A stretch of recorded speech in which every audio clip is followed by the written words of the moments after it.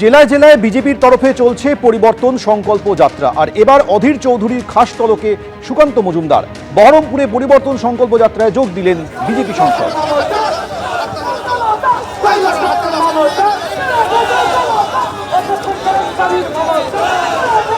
বহরমপুর শহরে মিছিল করছেন কেন্দ্রীয় শিক্ষা প্রতিমন্ত্রী সুকান্ত মজুমদার এবং বিধায়ক রয়েছে বিজেপির। ত্রিমুখী লড়াই না চতুর্মুখ? দেখুন, এখন বহরমপুর বলুন বা অন্য কোনো জায়গা বলুন, এখন গড় বিজেপির তৈরি হয়েছে, না হয় তৃণমূল আছে। এখানে কংগ্রেসের কিছুটা অস্তিত্ব ছিল, কিন্তু অধীর বাবু গত লোকসভা নির্বাচনে হারার পর থেকে কংগ্রেস সমানে ক্ষয়িষ্ণু শক্তি।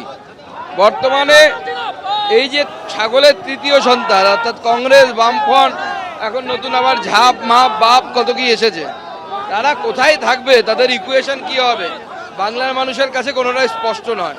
কিন্তু বিজেপি এবার সরকারে আসছে। এই সিট আমরা গতবার জিতেছিলাম, আমাদের কাঞ্চনদা এখান থেকে বিধায়ক, আগামী দিনে কাঞ্চনদার সিট আমরা আবার জিতব, কেউ আটকাতে পারবে না। এবং ভারতীয় জনতা পার্টি এইবার এই জেলা থেকে আমরা অনেকগুলো সিট, যে সিটগুলো গতবার আমরা সামান্য কিছু ভোটে হেরেছি, সেই সিটগুলো যেমন বড়ুয়া থেকে শুরু করে অনেকগুলো সিট, আমরা 4টে সিট কমসে কম আমরা এখান থেকে জিতব। এই যে আপনি বলছেন যে বেশ কিছু সিটের সমীকরণ বদলে যাবে, হুমায়ুন কবির আমরা জানি 6ই ডিসেম্বর থেকে বাবরি মসজিদের শিলান্যাস, 22শে ডিসেম্বর দেখা গেল নতুন দল। এই হুমায়ুন কবির হাতেও কোনো ফ্যাক্টর হবে মুর্শিদাবাদ?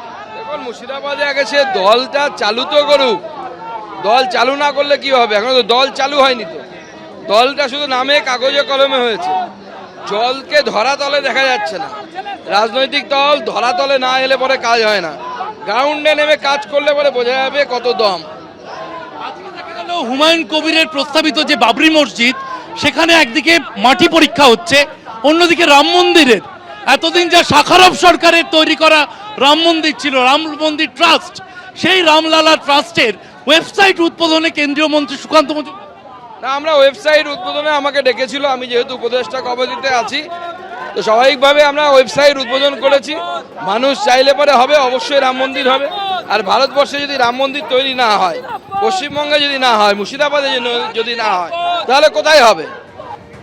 নন্দীগ্রাম 2-এর রানীচক সমবায় সমিতির নির্বাচন, যেখানে 27টি আসনে তৃণমূল কংগ্রেসের প্রার্থীরা সমর্থিত প্রার্থীরা জয়ী হয়েছেন, অন্যদিকে 18টিতে বিজেপি সমর্থিত প্রার্থীরা জয়ী হয়েছেন। তবে এই সমবায় নির্বাচন ঘিরেও অশান্তি এড়ানো যায়নি।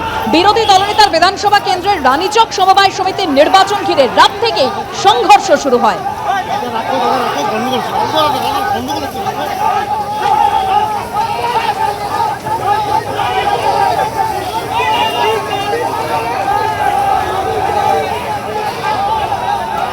তৃণমূল কংগ্রেস ও বিজেপি কর্মী সমর্থকদের মধ্যে বচসা হাতাহাতি। নন্দীগ্রাম 2-এর রানীচক সমবায় সমিতির ভোট, এবং যে ভোটে জয়ী হয়েছে তৃণমূল সমর্থিত প্রার্থীরা।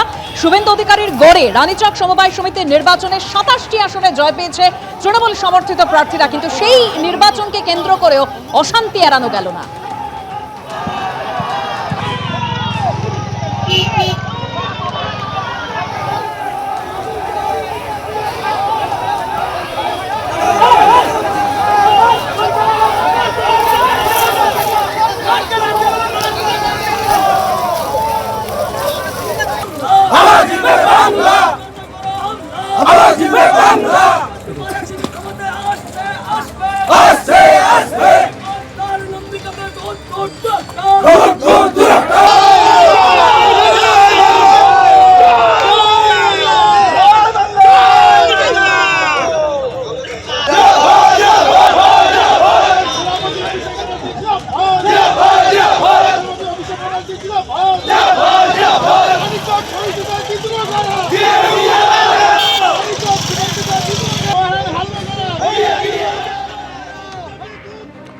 অন্যদিকে ভোটের মুখে ফের উত্তপ্ত হয়ে উঠল ভাঙড়। আইএসএফ এবং টিএমসির মধ্যে সংঘর্ষে ঝরল রক্ত। ভাঙড়ের কাটাডাঙ্গায় ব্যাপক বোমাবাজি হয়, আহত হয়েছেন দুপক্ষের বেশ কয়েকজন। ঘটনাস্থলে যায় উত্তর কাশীপুর থানার পুলিশ। এরপর পরিস্থিতি নিয়ন্ত্রণে আসে। আইএসএফ কর্মীদের উপরে হামলা চালিয়েছে শওকত মোল্লার অনুগামীরা বলে অভিযোগ, যদিও এই অভিযোগ অস্বীকার করেছেন ক্যানিং পূর্বের তৃণমূল বিধায়ক।